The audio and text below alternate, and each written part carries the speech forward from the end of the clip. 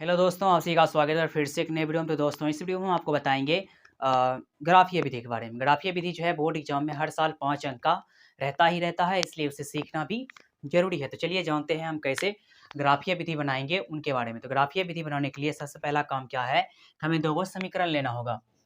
जैसे मान लीजिए यहाँ पे लिखे एक्स प्लस वाई बराबर 20, यहाँ पे लिख दिया एक्स माइनस वाई बराबर 14। इसको कहेंगे समीकरण 1, इसको बोलेंगे समीकरण 2।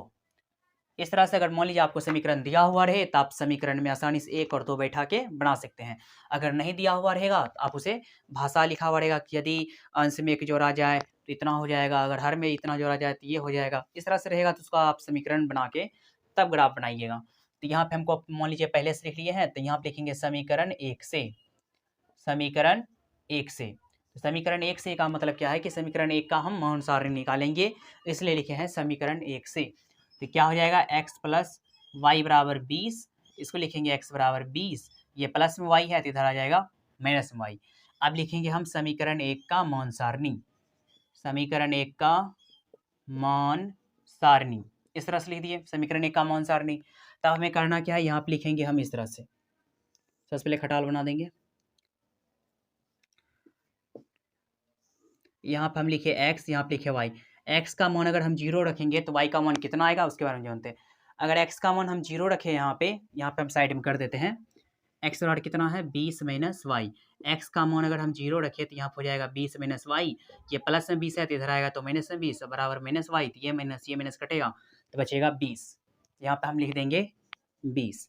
अब हम x का मान 0 रखें तो y का मान आया 20। अगर y का मान अगर हम 0 रखेंगे तो x का मान कितना आएगा, यहाँ पे देखते हैं।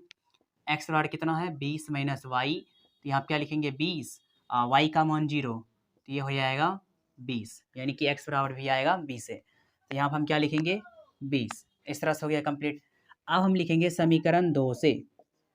समीकरण 2 से, समीकरण 2 क्या है, x माइनस वाई बराबर है 14, तो x बराबर हो जाएगा 14, ये माइनस में है तो इधर आ जाएगा प्लस में।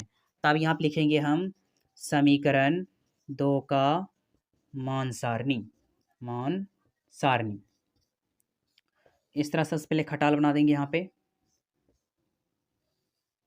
ये हो जाएगा x, ये हो जाएगा y। Same to same condition, x का मान अगर एक बार हम 0 रखेंगे तो y का मान कितना आएगा, यहाँ पे लिखेंगे x बराबर 14 प्लस वाई। अगर हम x का मान 0 रखे तो y बराबर हो जाएगा 14 प्लस वाई, ये प्लस में 14 है तो इधर आएगा तो माइनस में 14 बराबर y, तो यानी कि y बराबर आ जाएगा -14, तो यहाँ लिखेंगे -14। इस तरह से।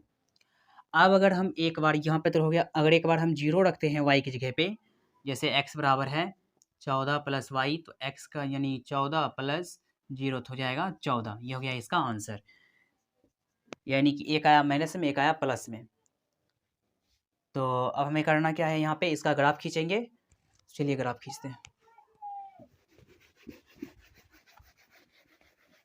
जब आप इस तरह से पहले कर लीजिएगा समीकरण 1 और समीकरण 2 का मान सारणी, तब जा ग्राफ खींचना है। तो चलिए खींचते हैं।